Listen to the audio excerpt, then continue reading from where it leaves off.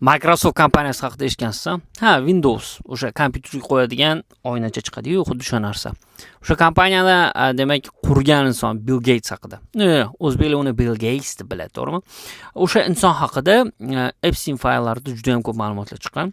Eng oxirgi va eng qiziq ma'lumotlardan biri turli rasmlar ham tarqaldi. Albatta uni oilasiga bog'liq. U Melinda Gates, ya'ni o'zining xotini bilan bir necha yil oldin ajrashgan edi. 27 yillik turmushidan keyin.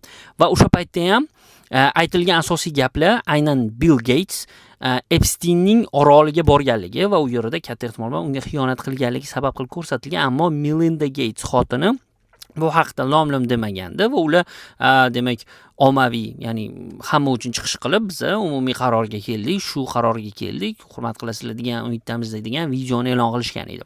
Lekin yaqindagina e'lon qilingan emaillarga ko'ra, u yerda aytilganki, Bill Gates demak o'sha oroldagi qaysidir qizlar bilan, endi ba'zi manbalarda rus qizi bilan deyilgan, uni yoshi aniq aytilmagan, lekin STD deyishdi, ya'ni gonoreya yuqtirib olgan va ayni shu kasallikni xotiniga ham yuqtirgan. Va oxir oqibatda Jeffrey Epstein unga demak email yozgan holatda shu haqda xabar bergan va xotiniga buni aytmasdan uni davolash uchun dori berishini aytgan. Shunaqa gaplar. Bill Gatesni ko'rsangiz, farishtadek odam deb o'ylaysiz-da. Mana PR ustida shunaqa ishlashadi.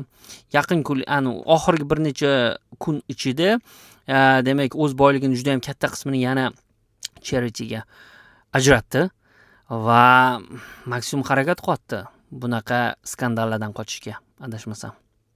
Shunaqa gaplar. Yana kuzatib boring, hali juda ko'p ma'lumotlar chiqyapti buning ichidan.